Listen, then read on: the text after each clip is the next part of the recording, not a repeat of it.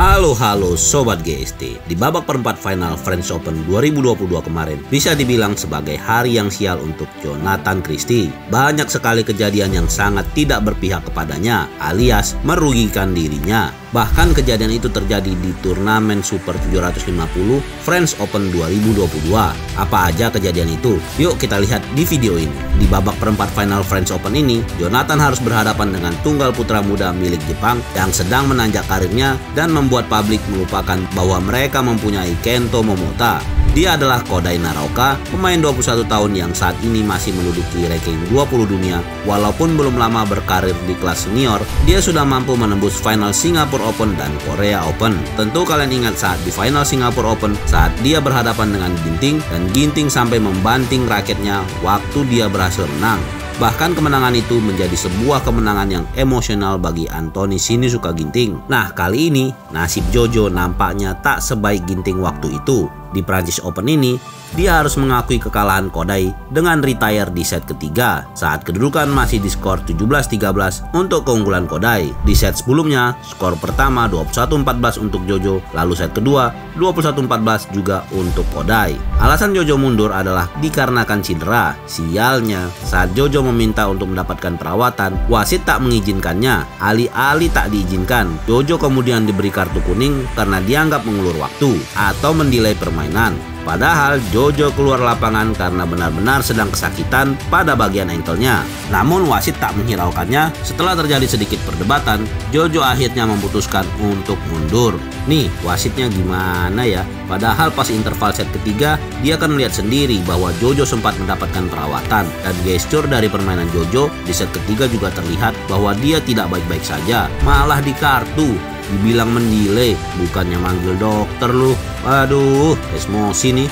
Giliran pemain yang banyak delay beneran, seperti pasangan Taipei kemarin yang Pohan dan Lu Qingyao selalu minta ngepel lapangan dan bersihin lapangan sendiri yang jelas-jelas super lama, nggak dikasih peringatan. Atau bisik-bisiknya India yang selalu mendelay permainan, semua juga sah-sah saja. Giliran ini cedera malah di kartu. Wah, pelanggaran nih. Bisa kita tandain nih wasitnya nih. Kesel apes Jojo tak berhenti di situ guys.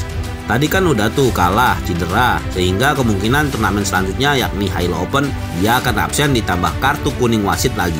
Tapi nggak habis di situ, masih ada lagi guys kesialan yang dialami Jojo saat Jojo dibawa keluar menggunakan kursi roda. Entah itu kursi roda atau bukan, karena nariknya mundur ya. Dan kalau dilihat sekilas, rodanya kayak cuma ada bagian di belakangnya aja, jadinya mundur deh. Nah, Jojo yang lagi ditarik mundur oleh petugas medis mengalami insiden jatuh dari kursi roda. Bayangin, kursi roda yang dinaikin Jojo tertangkap kamera mengalami jatuh saat ditarik oleh petugas. Terjungkal guys. Mana Jojo posisi ada belakang lagi, gak lihat jalan. Dan ini kayaknya bener-bener sakit guys, asli. Udah cedera kan nahan sakit, malah ditambah jatuh lagi. Double kan sakitnya. Aduh. Sekelas French Open yang udah level Super 750 bisa-bisanya kayak gini. Kemarin di awal-awal panitia French Open ini juga ikut-ikut Denmark Open guys. Pakai salah sebut negara lagi. The Daddy Sendra Hasan dibilang dari India. Dari mana Indianya sih muka mereka? Tuh kalian dengerin. India, Muhammad Hasan Hendra Secara. Parah kan? Kalau dibilang Malaysia ya mirip-mirip lah kayak di Denmark Open sebelumnya saat Fajri dan Minions dipanggil dari negara Malaysia di podium juara. Nih, bisa kalian denger nih.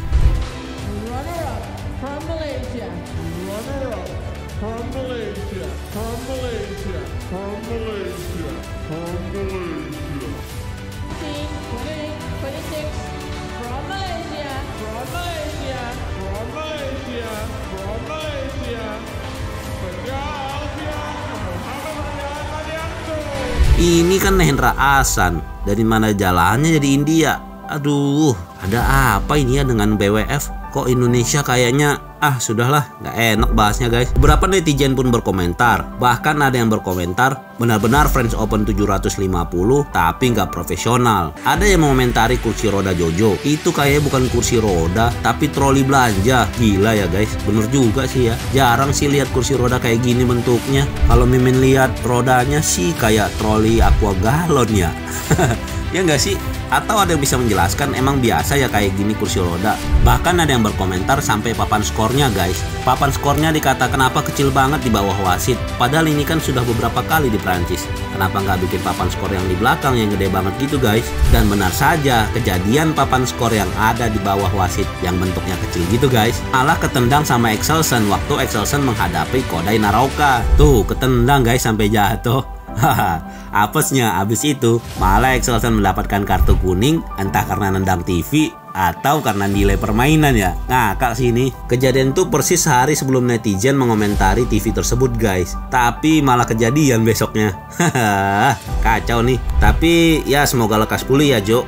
Jangan dipaksakan buru-buru main lagi kalau belum sembuh benar. Dan hey kamu panitia turnamen, segeralah beli kursi roda yang layak untuk turnamen kelas dunia ini, atau tahan dulu lah setidaknya supaya nggak kejadian kayak gitu doh. Kayak film Dono, pernah kan nonton film Warkop DKI yang pas ditandu malah jatuh.